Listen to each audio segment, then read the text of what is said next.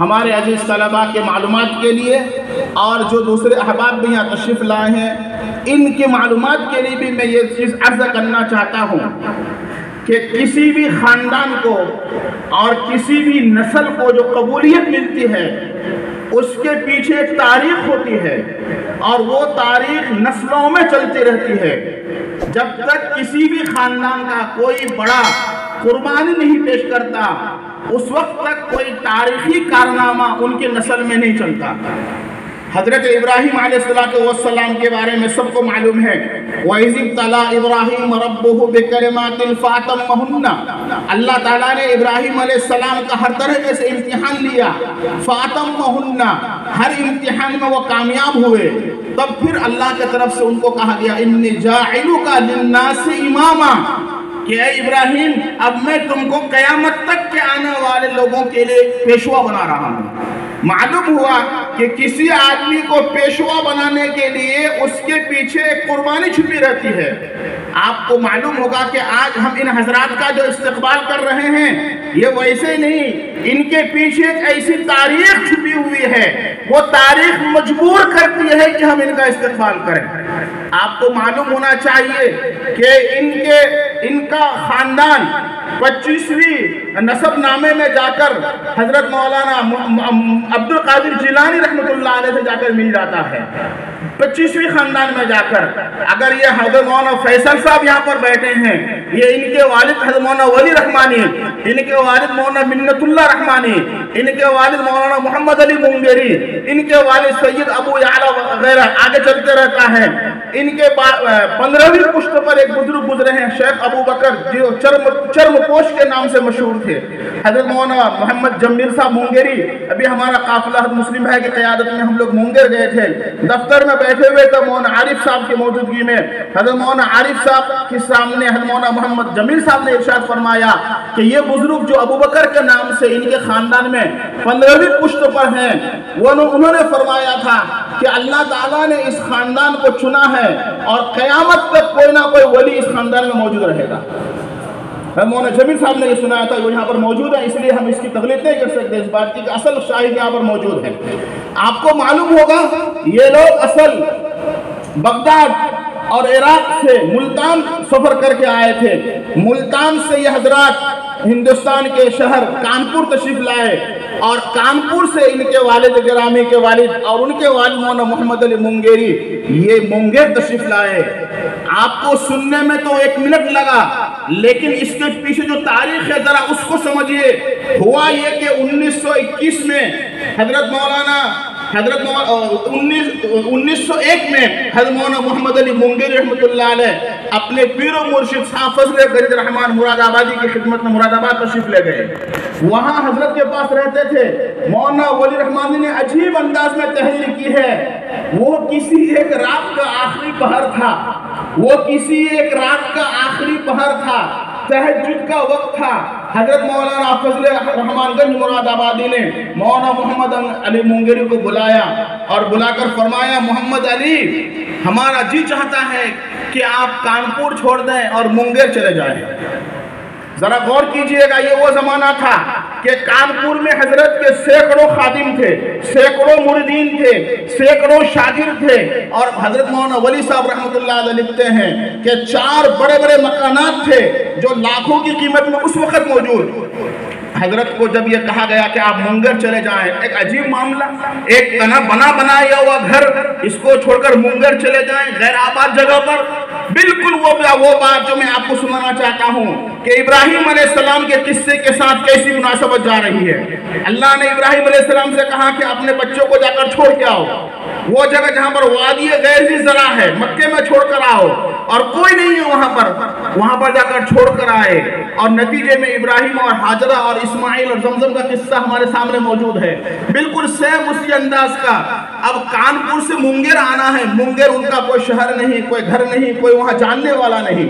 3 دن ہو گیا، 3 دن کے بعد پھر حضرت نے بلایا کہ محمد علی آپ نے کیا سوچا اس بارے میں نے آپ سے کہا تھا کہ منگر جانا ہے۔ 3 دن کے بعد آپ کو بڑا تعجب ہوگا کیا جواب دیا۔ لوگ یہ سمجھ رہے ہوں گے کہ شاید وہ سوچتے ہیں کہ جاؤں گا یا نہ، اس بارے میں حضرت نے کہا کہ حضرت آپ نے جب یہ کہہ دیا ہے کہ مونگیر جانا ہے تو اس میں اب سوچنے کا تو کوئی مسئلہ نہیں ہے، اس لیے کہ آپ کی رائے آنے کے بعد اگر کچھ سوچوں تو ایمان میں خلل آ جائے گا، ایمان میں خلل آ جائے گا۔ سوچ یہ رہا ہوں کہ ڈائریکٹ مراد آباد سے مونگیر نکل جاؤں یا کانپور کے کاموں کو سمٹ کر جاؤں، اس پر کشمکش میں ہوں۔ حضرت مولانا نے فرمایا کہ نہیں، کوئی بات نہیں ہے، آپ کانپور کے کاموں کو نمٹ لیجئے، اس کے بعد پھر مونگیر چلے جائیے۔ چنانچہ وہاں سے تشریف لائے اور 3 مہینے میں وہاں کے کام کاج کو نمٹا کر مکانوں کو ویسے چھوڑ دیے اور مونگیر آئے۔ حضرت لکھتے ہیں کہ پھر 27 سال تک مونگیر آ کر زندہ رہے۔ اگر اپنے پیر و مرشد کی بات کو مان کر اس 27 سالہ زندگی میں 10 مرتبہ کانپور سے گزر ہوا، لیکن کانپور اتر کر اپنے مکانوں کو نہیں دیکھا۔ آپ ذرا غور کیجئے، کیا یہ ایسا قصہ نہیں ہے کہ حضرت ابراہیم علیہ السلام نے جب اسماعیل کو چھوڑا ہے اور وہاں سے چھوڑ کر آ رہے تھے تو ان کی شوہر بیوی نے بارہا کہا کہ آپ ہمیں کس کے حوالے کر کے جا رہے ہو؟ کوئی جواب نہیں دیا۔ تیسری مرتبہ سمجھ گئے کہ یہ اللہ کا حکم ہے، تو کیا فرمایا تھا کہ ٹھیک ہے اب آپ جائیے، اگر آپ جاتے ہیں تو اللہ ہم کو ضائع نہیں کرے گا۔ مجھے لگتا ہے کہ جب حضرت مولانا محمد علی مونگیری کانپور چھوڑ کر مونگیر آئے ہوں گے تو اس کے پیچھے شاہ فضل گنج رحمان مراد آبادی نے کتنے آنسو بہائے ہوں گے۔ ان آنسوؤں کا صلہ ہے جو آج ہم اور آپ دیکھ رہے ہیں، اور یہیں سے ہمارے طلباء کے لیے ایک نصیحت کی بات اور آپ حضرات کے لیے بھی ایک نصیحت کی بات کہ اپنا پیر و مرشد نے اور اپنے شیخ نے جو کہہ دیا بس اسی پر ہو کر ہمیں۔ آج بھی ہمارے طلباء اگر کامیابی چاہتے ہیں تو اسی میں کامیابی ہے کہ اگر کہیں پر آپ کے اساتذہ نے آپ کو بھیج دیا جاؤ فلاں جگہ جا کر آباد کرو، تو چاہے دال یا چنا چبانا پڑے، لوہے کا چنا چبانا پڑے، مگر آپ کو اپنے بڑوں کے نقش قدم پر اسی جگہ رہ جانا ہے، پھر جا کر تاریخ بنتی ہے۔ تاریخ ویسے نہیں بنتی ہے۔ آج یہ جگہ ادارہ فیض قرآن ٹھکری باری کے نام سے آج الحمدللہ پورے ہندوستان میں اور بیرون ہند بھی یہ تعارف کا محتاج نہیں۔ اگر اس کے پیچھے دیکھا جائے تو یہاں پر بھی یہ قربانی جنم لیتی ہے۔ حضرت مولانا اسلام الدین صاحب جو حضرت مولانا ابرار صاحب رحمۃ اللہ علیہ کی خدمت میں گئے تھے اور جا کر فرمایا کہ ہمیں ایک ادارہ علاقے میں قائم کرنا ہے، 1998 کی بات ہے، حضرت نے فرمایا کہ اپنے علاقے میں کام کرنا ہو تو پھر تصحیح قرآن کے لائن سے کام شروع کرو، اللہ راستہ کھولے گا۔ یہ کہہ کر تشریف لائے اور 10 بچوں لے کر ہاٹ میں کام شروع کیے۔ آپ کو معلوم ہونا چاہیے کہ وہ جب اکیلا 10 سال تک کام کیے، اس 10 سال میں ہمارے علم کے اعتبار سے کم 5-6 مرتبہ بنگلہ دیش کے ڈاکوؤں نے آ کر گھر کو اجاڑا اور 3-4 مرتبہ آگ لگایا، اور ایک مرتبہ مولانا کو ڈاکوؤں نے پستول سے مارنے کے لیے گن باہر کر لیا کہ ہم گولی مار دیں گے آپ کو، آپ نے یہاں کیوں مدرسہ قائم کیا ہے؟ ہمارا یہ اڈا تھا، ہم یہاں اڈے میں مشورہ کرتے تھے لوگوں کو یہاں ڈکیتی دینے کے لیے۔ تو مولانا اسلام صاحب کی حیات باقی تھی، اللہ کو یہ بڑا کام دینا تھا اور اس میں شریک ہونا تھا۔ اس اللہ کے بندے نے کہا کہ مجھے قتل کر کے کیا ملے گا، میں نے 500 روپے جیب میں رکھا ہے اپنے کفن کے لیے، اس کو لے لو، مجھے چھوڑ دو، مجھے چھوڑ دو۔ چنانچہ انہوں نے وہ 500 روپے لے لیے، لیکن غصے میں ان ڈاکوؤں نے بچوں کا قرآن لے کر اور رہن لے کر اٹھا کر کے لے جا کے جو پٹنہ کا عیدگاہ ہے اس عیدگاہ میں جا کر پھینک دیا۔ اس موقع پر ہمارے چھوٹا پٹنہ کے شہاب الدین بھائی، اللہ ان کو جزائے خیر دے، ان کو بڑا تیش آیا۔ وہ اس گئے پڑوسی میں اور جا کر جو وہاں ڈکیت لوگ تھے ان کو بٹھایا اور بٹھا کر ان کو سمجھایا کہ تم لوگ کیا کرتے ہو، وہاں پہ دینی ادارہ بن رہا ہے۔ پھر انہوں نے جا کر ان کو سمجھایا، تب جا کر انہوں نے یہاں پر پریشان کرنا چھوڑا، اور اس قربانی کے نتیجے میں آج یہ ادارہ یہاں پر قائم ہوا ہے۔ اللہ کا شکر ہے، یہ جو آج آپ یہ چہل پہل دیکھ رہے ہیں، 950 بچے لاک ڈاؤن سے پہلے ہوا کرتے تھے، اس میں جتنی بھی زمینیں ہیں آج یہ تمام زمینیں مدرسے کے نام پر الحمدللہ موجود ہے، اور مدرسے کے نام پر میٹیشن ہے۔ شروع میں اپنی زمین والد صاحب رحمۃ اللہ علیہ کے لگی، مولانا اسلام صاحب کے لگی، مولانا مفتی نصیر صاحب کے لگی، ہمارے مولانا جہانگیر صاحب یہاں کے استاد ان کے والد صاحب کے لگی، امام صاحب کا لگا، اور باقی علاقے کے لوگوں خرید کر اپنی زمینیں بدلہ میں دے کر جمع کر کے قربانی، جیسے انگلش میں کہتے ہیں چیریٹی بیگن ایٹ ہوم، گھر سے قربانی شروع ہوتی ہے۔ الحمدللہ قربانی دے کر آج یہ چمن جو لہلہاتا ہوا آپ کو نظر آ رہا ہے، یہ اس کی قربانیوں کی بدولت آج یہاں تک बात पहुंची है। आपको खुशी होगी कि हजरत मौलाना मोहम्मद अली, हजरत मौलाना वली रहमानी रहमतुल्लाह अलैह कचना तशरीफ लाए थे। मेरा उस वक्त इतना जान पहचान हजरत से नहीं था। हम कचना गए, कचना वालों ने वहां पर हमको मुलाकात का मौका दिया। हमने कहा कि हजरत यहाँ पर एक इदारा खुला है, आप खाली 5 मिनट के लिए तशरीफ लाएं। ये पहला हजरत का सफर है। मुमकिन है कि कचना के दोस्त अहबाब यहाँ पर मौजूद हो, उन्हें मालूम हो। हम वहां से हजरत को ले आए। मगरिब से 15-20 मिनट पहले का किस्सा है। इस गेट में दाखिल हुए, अल्लाह जाने, अल्लाह के कहते हैं ना कि निगाह वली में वो तासीर देखी, बदलते हजारों की तकदीर देखी। आप अंदर वहां गेट में खड़े हो गए, दाखिल ही नहीं हो रहे हैं। मैं घबरा गया, क्या हुआ, कोई परेशानी की बात तो नहीं हुई। खड़े रहे, खड़े होकर चारों तरफ देखा। देखने के बाद पहला जुमला हजरत का घुसते ही फरमाया, माशाअल्लाह यहाँ तालीम भी ठीक होगी और यहाँ सेहत भी ठीक रहेगी। फरमाया इंशाअल्लाह यहाँ तालीम भी ठीक होगी और सेहत भी ठीक रहेगी। उसके बाद मगरिब का वक्त था, अंदर तशरीफ ले आए। नमाज के बाद बाहर बैठे। बाहर बैठ के हमने चाय पेश किया। हजरत ने चाय पी। कचना के अहबाब ने इसरार किया कि हजरत जल्दी चलिए, आगे जाना है। हजरत ने अजीब अंदाज में जुमला कहा कि यहाँ से उठने का मनवे नहीं करता। वही के ज़बान में, यहाँ से उठने का मनवे नहीं करता। फिर मुझे कहा और 1 कप चाय लेकर आओ। फिर हमने चाय पेश की। चुनांचे 2 कप आपने खिलाफ क़यास चाय पी और कचना के हवा बैठे रहे। 10 मिनट के लिए आए थे, लेकिन मुकम्मल 1.5 घंटा यहाँ पर बैठे। और मुझे पूछा कि मुझे तुम्हारे जहन से उनसीयत सी लगती है, वजह क्या है? फिर अपने वालिद साहब का मैंने तारुफ कराया कि वालिद साहब मुंगर में पढ़े थे और आपके साथी थे और साथ रहकर आपके साथ पढ़े हैं उन्होंने। तो उस वक्त मुझे कहा कि हाँ, कोई तो बात है कि तुम्हारे जहन से मेरा जहन मिल रहा है, तुम्हारे जहन से मेरा जहन मिल रहा है। फिर हम लोग वहाँ पिछले साल जब लॉकडाउन का ज़माना आया, लॉकडाउन के ज़माने में बड़ी दिक्कत हो रही थी मस्जिद की। ऊपर मस्जिद बनाना था, तलबा बहुत परेशान हो रहे थे। और तो अल्लाह के बंदों से राब्ता, अल्लाह से राब्ता करके, अल्लाह के बंदों से बातचीत करके लॉकडाउन में ऊपर की मस्जिद बनी।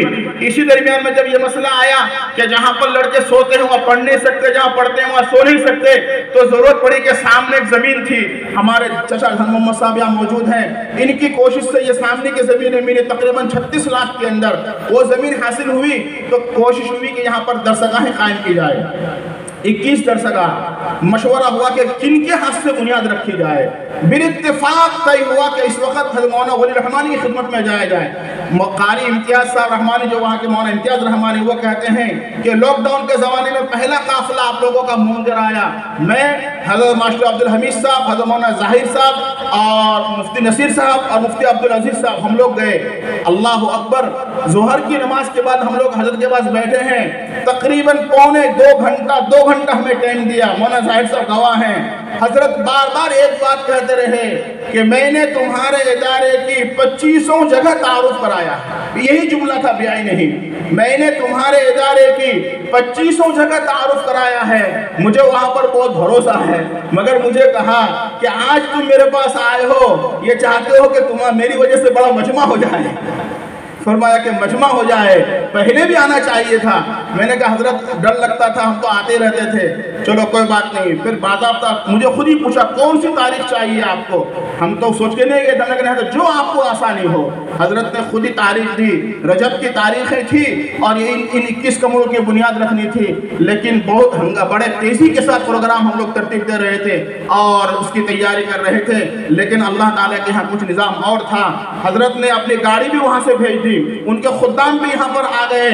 अचानक खबर आई कि उनकी तबीयत खराब हो गई। फिर आखिरकार वो हुआ जिसका हर एक को डर था। मुस्लिम भाई का फ़ोन आया, मुस्लिम भाई ने मुझे कहा कि वो हो गया मौलाना जिसका डर था। अब क्या किया जाए?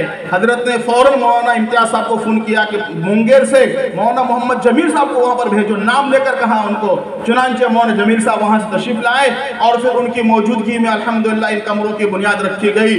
मुझे ऐसा महसूस होता है कि इन कमरों को बनाने में जो आसानी मिल रही है, अल्लाह गवाह है, इस मस्जिद में कोई बड़ी रकम कहीं से हमें नहीं मिल रही। बस थोड़ा बहुत मेहनत कर करके कुछ 2-4 अहबाब के कुछ खास ताउन से और ये काम चल रहा है। कुछ अहबाब ने ईंटों की मदद कर दी है, किसी ने 1-8 कमरे की मदद कर दी है। बस इसी से ये पूरे कमरे बनते चले जा रहे हैं, मगर कोई मुशक्कत का सामना नहीं करना पड़ रहा है। अल्लाह का शुक्र है कि 14 कमरों की छत हो चुकी है। अब आगे 7 कमरों का काम शुरू होगा इंशाअल्लाह। हमारी आज गुजारिश होगी हजरत के साहबजादा محترم سے کہ جن کمروں کی بنیاد آپ کے والد صاحب رحمۃ اللہ علیہ رکھنے والے تھے، جو ان کے طرف سے حضرت مولانا محمد جمیل صاحب نے کی، اب اس کے اوپر کے 7 کمرے جو ہم بنائیں گے آج کے پروگرام کے بعد، ہم انشاءاللہ اس کے اوپر کا ایک پلر آپ کے والد صاحب رحمۃ اللہ علیہ کے نام سے آپ کے ہاتھ سے بنیاد رکھوائیں گے انشاءاللہ تعالی۔ کیا بات ٹھیک ہے نا انشاءاللہ؟ تاکہ والد صاحب کے بقیہ کام کو بیٹا پورا کر سکیں اور ایک یادگار قائم ہو جائے کہ باپ نہیں کیا تو بیٹا نے کام کو اگر پورا کیا انشاءاللہ۔ شیر کا بیٹا شیر ہوتا ہے تو انشاءاللہ الولد سر لابی، باپ جس طرح ہوگا بیٹا بھی ویسے ہی ہوتا ہے۔ الحمدللہ آج ہم واقعتاً بہت ہی خوش ہیں، افسوس بھی ہے کہ حضرت رحمۃ اللہ علیہ ہمارے بیچ موجود نہیں ہے، لیکن حضرت نہیں ہے، حضرت کے صاحبزادے یہاں پر موجود ہیں۔ یہ دنیا کا نظام ہے، ایک کے بعد ایک آتے ہیں اور جاتے ہیں، یہ دنیا ایسی آتے جاتے رہے گی، لیکن انشاءاللہ یہ نظام چلتا رہے گا۔ اللہ تبارک و تعالیٰ اس سلسلے کو قائم اور دائم رکھے۔ جیسے ہمارے حضرت فرما رہے تھے کہ واقعتاً مسلم بھائی ایسا محسوس ہوتا ہے کہ جیسے شاہ فضل گنج رحمان مراد آبادی نے جو کہا تھا مولانا محمد علی منگیری کو، جیسے وہ ایک بہترین مرید کی حیثیت سے اپنے استاد کی بات کو مانا، یہی حال ہمارے مسلم بھائی کا ہے کہ اس خاندان کے ساتھ ایسے ہی لگے ہوئے ہیں جیسے مولانا محمد علی منگیری اپنے پیر کے ساتھ لگے ہوئے تھے۔ اللہ کے ذات سے امید ہے کہ جیسے ان کی نسبی خاندان جنت میں ان کے ساتھ ہوگا، انشاءاللہ آپ بھی جنت میں ان کے ساتھ ہوں گے۔ اور مزے کی بات بتاتا ہوں، جلالین شریف کے حاشیے میں صراحتاً دیکھا اس بات کی کہ نسب کے اندر عمومیت ہے، چاہے اولاد اور ذریت نسبی ہو یا محبت والا سببی ہو۔ سبب کے ذریعے سے جو کسی ولی سے محبت رکھے گا اور نسبی طور پر جو کسی ولی کی اولاد ہے، ولی کی اور ولی کو خوش کرنے کے لیے جیسے نسبی اولاد کو باپ تک پہنچایا جائے گا، ان کی سببی اولاد کو بھی اللہ وہیں تک پہنچائے گا انشاءاللہ تعالی۔ ہمیں امید ہے کہ یہ پورا قافلہ جنت میں ایک ساتھ رہے گا انشاءاللہ تعالی۔ آپ حضرات سکون کا ماحول بنائے رکھیں، یہاں تو بہت مدت کے بعد یہ ماحول ملا ہے، اس لیے کوئی بچہ اٹھنے بیٹھنے کا ماحول نہ بنائیں انشاءاللہ العزیز۔ آپ حضرات نے کھانا بھی کھا لیا ہے، آئے ہوئے جتنے مہمان ہیں ان تمام مہمانوں کا کھانے کا نظام ہے، کشن گنج کے ساتھی تشریف لائے ان سب کے لیے کھانے کا نظام ہے۔ براہ کرم اپنی قربانی پیش کریں۔ میں نے ابھی آپ کے سامنے گزارش کی تھی کہ قربانیوں سے ہی تاریخ بنتی ہے۔ اس گرمی میں اور اس دھوپ میں اگر آپ بیٹھے رہیں گے تبھی کوئی تاریخ بنے گی، آسانی کے ساتھ کوئی تاریخ نہیں بنتی ہے۔ اس لیے دوستو اگر دیناج پور کی تقدیر بدلنا ہو تو حضرت مولانا قاری رضوان نسیم صاحب رحمۃ اللہ علیہ کو یاد نہ کرنا یہاں بہت ظلم ہوگا۔ حضرت نے اس جگہ کی بنیاد رکھی سب سے پہلے، اور حضرت نے فرمایا تھا میرے سر پہ ہاتھ رکھ کر کہ مولانا ممتاز میرا دل کہتا ہے کہ اللہ نے دیناج پور کی تقدیر بدلنے کا فیصلہ فرمایا ہے۔ آج ہم دیکھ رہے ہیں کہ یہ بعد دیگر کام ہوتا جا رہا ہے، علاقے میں ایک سے ایک مدرسے بنتے چلے جا رہے ہیں۔ اللہ کا شکر ہے کہ ادارے میں اس وقت 36 اساتذہ کرام درس و تدریس میں مامور ہیں اور باقی 11 عملہ کام اور کاج کر میں لگے ہوئے ہیں۔ مخلص اساتذہ، ماہر اساتذہ کی جماعت موجود ہیں۔